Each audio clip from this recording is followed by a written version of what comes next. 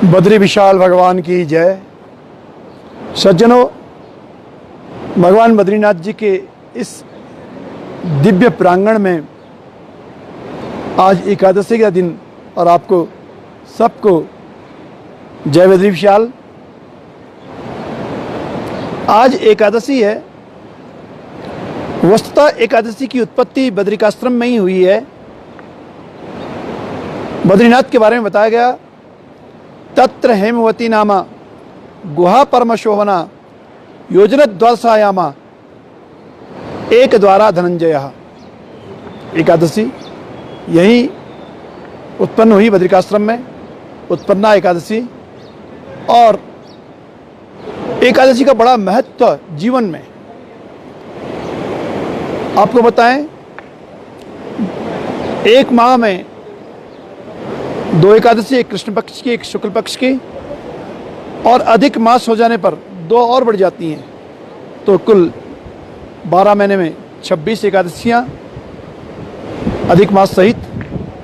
आज की जो एकादशी है बहुत महत्वपूर्ण एकादशी है। इसका नाम देवशयनी। भगवान आज क्षीर सागर में शयन करते हैं। आज सुतल लोक में बलि के यहाँ शयन करते हैं। और साधु महात्मा लोग कुछ व्रत लेते हैं, कुछ नियम लेते हैं। चातुर्मास्य व्रत आज से प्रारंभ होने की एक परंपरा है। चातुर्मास्य व्रत जो कहे गए, एकादशी के दिन से, द्वादशी के दिन से, अष्टमी के दिन से, पूर्णिमा के दिन से ये चातुर्मास्य व्रत प्रारंभ हुआ करें। और कर्कटाख्या तो संक्रांति, कर्कट संक्रांति यानी सावन संक्रांति शौरमान, ये 5वां दिन, 5 दिन में और किसी एक दिन महात्मा लोग व्रत प्रारंभ करते हैं। जप होते हैं, नियम होते हैं। 4 माह की बात होती है, या अब लोग 4 पक्ष की बात करते हैं।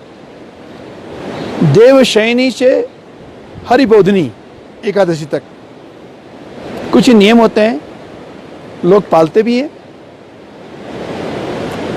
कोई न कोई दुर्गुण छोड़ने के लोग संकल्प लेते हैं, ये काम नहीं करेंगे। महात्मा लोगों में कोई दुर्गुण होता ही नहीं है। श्रावणे वर्जे छाकम दधिभाद्रिपदे तथा दुग्धम आस्युजे मासे द्विदलम कार्तिके त्यजेत। महात्मा मैंने देखा कि सावन के महीने शाक नहीं खाते हैं, भाजी नहीं खाते हैं, हरी भाजी, कीड़ा होता है इसमें। दधिभाद्रिपदे तथा दही नहीं खाते हैं भाद्रपद मास में, भादों के महीने में। दूध नहीं पिया जाता है आश्विन मास से, आश्विन मास में, और दूध नहीं पिया जाता है। और द्विदलम कार्तिके, दालें कार्तिक में लोग छोड़ते हैं, विशेष तौर से मसूर की दाल लोग कार्तिक में नहीं खाते हैं। ये नियम लोग पालते हैं। आपको बताएं, भगवान अशुतल लोग चले गए हैं, इसलिए कुछ धर्म कर्म प्रारंभ होते हैं, कुछ बंद होते हैं। जप, नियम, कथा, भागवत ये प्रारंभ होती है। और गृह प्रवेश पृष्ठा विवाह चौला व्रतबंध पूर्वम, कि व्रतबंध नहीं हो पाते हैं, विवाह नहीं हो पाते हैं, गृह प्रवेश नहीं हो पाती है, देवताओं की प्रतिष्ठा नहीं हो पाती है। ये कर्म साक्षी नारायण सूत्र लोग चले गए। बस एक दिन भगवती के नाम पर छूट मिलती है, आश्विन शुक्ल विजयदशमी, इस दिन छूट है। इसी मास से सीता दशमी विजया शुभ कर्म सुसिद्धि करी कथिता श्रवणक्षयुताम नितराम शुभदाम नृपतेस्तु गमे जय संधि करी। इसी मास से सीता दशमी विजया, ऐसा शास्त्रों में लिखा है, मुहूर्त चिंतामणि में लिखा है कि आश्विन मास की विजयदशमी को और लोग शादी ब्याह आदि करवा लेते हैं। नहीं तो कर्म साक्षी नारायण जब हरिबोधनी एकादशी होगी, उठेंगे और उठने के बाद पुनः शादी ब्याह, गृह प्रवेश, देवताओं की प्रतिष्ठाएं ये प्रारंभ होंगी। ये चातुर्मास व्रत प्रारंभ हुए हैं। महात्मा लोग चातुर्मास में आज से मौन धारण करके जप में आ गए हैं। या 5 तारीख को गुरु पूर्णिमा है। शेष महात्मा गुरु पूर्णिमा से चातुर्मास मानते हैं। गुरु पूर्णिमा भगवान वेद व्यास जी का जन्म। हम अपने को सौभाग्यशाली मानते हैं, और आपको भी जो बद्रीनाथ से जुड़े हैं, माणा में भगवान वेद व्यास की गुफा है, सुंदर गुफा, और वहाँ वेद व्यास जी पुराण लिखे, वेदों का विभाजन किए। आज भी वहाँ जो एक गुफा है ऐसी लगती है जैसे पत्रात्मक गुफा हो गई पूरी, ऐसा लगता है। भगवान वेद व्यास अनेक शिष्यों को पढ़ाया, और ये अध्ययन का समय है, चातुर्मास। शिष्य गुरु के शरण में जाए और गुरु के शरण में अध्ययन करे, शास्त्र अध्ययन करे, वेदाध्ययन करे। एक नहीं 18 विद्याएं यहाँ पढ़ाई जाती थी। अंगानि चत्वारा वेद चत्वारो वेदाश्च, अंगानि चत्वारो वेदाश्च, मीमांसा न्याय विस्तर धर्मशास्त्रम पुराणम च एता विद्याश्चतुर्दश। ये 14 विद्याएं महाराज, जो धर्मशास्त्र कहता है, जो हमारे प्राच्य विद्या में पढ़ाया जाता था कि 4 वेद, ऋग्वेद, यजुर्वेद, सामवेद, अथर्ववेद, 4 वेद और 6 वेदांग, शिक्षा, व्याकरणम, कल्पम, निरुक्तम, छंद, ज्योतिषम। ये 6 वेद के अंग हैं। शिक्षा है, व्याकरण है, कल्प है, निरुक्त है, छंद है, ज्योतिष है। ये 6 अंग हैं। और इसके अलावा धर्मशास्त्र है, पुराण है, मीमांसा है, न्याय है।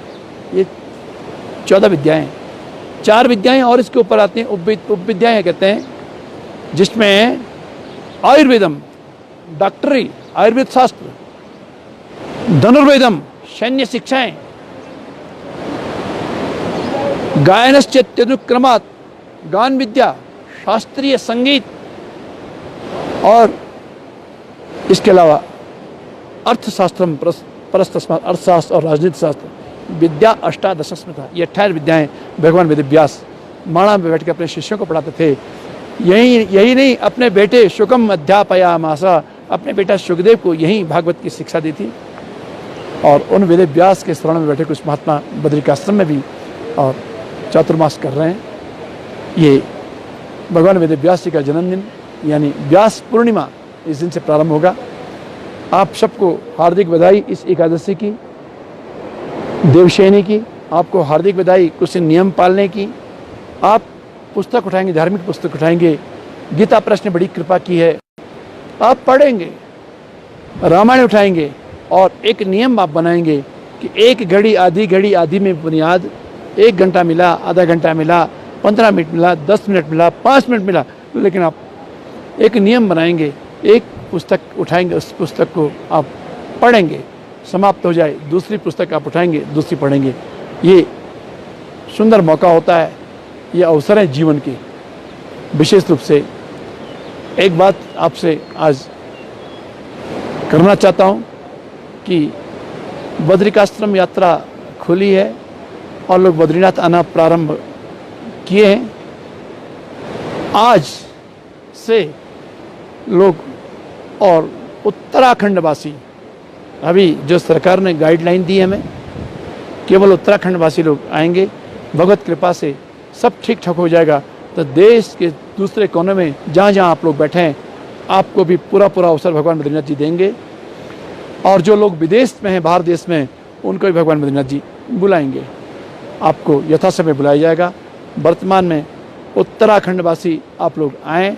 आने के कुछ गाइडलाइंस गवर्नमेंट दी है, उसका ज़रूर आप एक बार अनुपालन कर लें, एक बार पढ़ लें। ई पास की बात आज मैंने सुनी, आप अपना रजिस्ट्रेशन कराएंगे, आपको ई पास मिलेगा।